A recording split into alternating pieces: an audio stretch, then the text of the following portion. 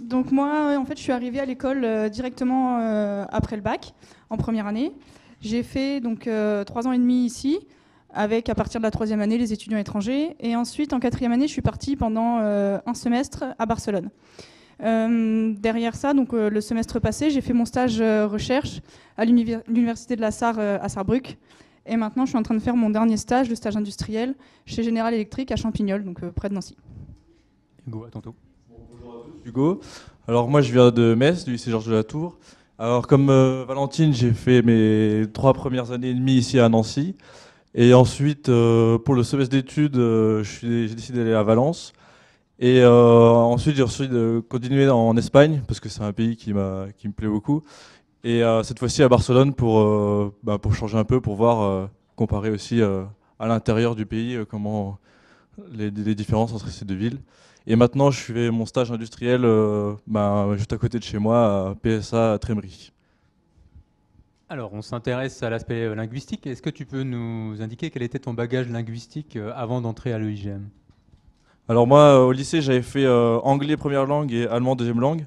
Donc avant de venir ici, j'avais pas fait d'espagnol du tout. Et, euh, et quand j'ai décidé de partir en Espagne, ça m'a pas du tout fait peur parce que déjà à l'école, on a eu des cours qui ont été très bons. Et ensuite, une fois qu'on est en Espagne, le début est peut-être difficile, mais après, une fois qu'on est dedans, on baigne dans la langue et c'est hyper facile de s'adapter d'apprendre, de s'approprier la langue. Valentine, est-ce que tu étais dans le même cas en ce qui concerne l'allemand? Tout pareil, ouais. J'avais fait aussi anglais-allemand avant d'arriver ici, et j'ai commencé l'espagnol en tant que débutante, donc en première année, dans les groupes de niveau qui sont proposés ici dans cette école et qui sont très bien faits, qui m'ont permis de valider une certification niveau B2 en troisième année, et qui, pareil, comme tu viens de dire, Hugo, du coup, j'ai absolument pas eu peur de partir en quatrième année en Espagne, et je comprenais très bien ce que me disaient les autres, ce que disaient les professeurs pendant les cours. Et voilà, ça m'a permis de valider le semestre sans problème. Alors, est-ce que cet aspect linguistique, qui est assez fort à l'école, était quelque chose d'attractif pour vous à la base? Alors pour moi, non, à la base, je voulais travailler, j'ai cherché un diplôme pour travailler dans le sport. Mais c'est vrai que par rapport à un diplôme où on est juste ingénieur matériaux, là on a la dimension des langues en plus. Donc entre un recruteur qui aura le choix entre quelqu'un qui est juste ingénieur matériaux et quelqu'un qui est ingénieur matériaux et qui parle 4 langues, voilà, la question ne se pose plus. Donc dans ton cas, on peut parler d'une prise de conscience. Voilà, oui. Quand on est au lycée, on se pose pas forcément la question, mais après, voilà, c'est histoire de ne pas se fermer des portes et d'en ouvrir plutôt plusieurs, même beaucoup. Valentine? Oui, alors moi en fait j'étais vraiment attirée par l'aspect matériaux de l'école. C'est pas les langues qui m'ont attirée en premier lieu, mais au final j'étais quand même très contente de pouvoir continuer à apprendre des langues parce que moi sur le principe ça me fait quand même très plaisir de pouvoir les découvrir d'autres pays dans la langue locale, de pouvoir comprendre tout ce que me disent les gens, et donc c'était un point supplémentaire, mais j'avoue quand même en premier lieu c'était l'aspect matériaux qui m'a attirée. Alors, vous êtes maintenant en fin de cursus. Qu'est-ce que vous pourriez dire à des élèves de lycée, par exemple, pour montrer l'intérêt d'un cursus à l'étranger? Alors moi, je dirais d'abord, c'est une expérience que vous vivrez une fois dans votre vie. Passer un an comme ça à l'étranger, j'allais dire sans contrainte de travail, j'allais dire professionnel. Sortir, s'éclater avec des potes et tout ça. Surtout en Espagne. Non, mais vous rigolez, mais c'est vrai.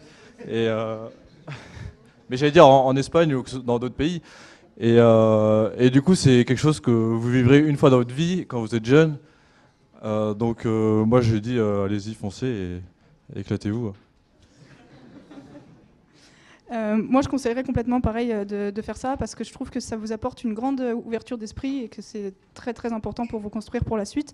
Et comme tu viens de le dire, je trouve ça important de le faire maintenant parce que voilà, c'est ce qui vous construit pour votre avenir professionnel et puis votre vie personnelle aussi. Et je sais pas, après moi je trouve que quand on galère dans un pays étranger, quand on vient en France, on trouve ça facile, enfin, quand je dis en France, dans notre pays d'origine, et donc ça vous permet ouais, de relativiser et puis d'apprendre à vous débrouiller par vos propres moyens. Oui, et ce qui est aussi important, c'est quand on va dans un pays comme ça à l'étranger, parce qu'on a eu le cas quand on est parti, les étudiants, souvent en Erasmus, ils ont un peu peur et ils prennent que des cours en anglais, ils restent que entre élèves d'Erasmus. Et donc au final, on avait le cas d'élèves allemands qui avaient passé un an en Espagne et qui parlaient que anglais, ils ne parlaient pas un mot d'espagnol. Donc c'est pour ça, quand vous faites la démarche de partir à l'étranger, essayez de vous impliquer le plus possible dans la vie locale. Moi, par exemple, c'était le sport. C'est très facile, on va dans un club, pour moi c'était le basket, et puis hop, c'est parti, on a un nouveau groupe d'amis, et après on se crée un réseau comme ça d'amis, et on peut repartir par exemple au mois d'août en vacances à Barcelone gratos. Donc il y a l'aspect festif, vacances et... Mais aussi professionnel. Voilà.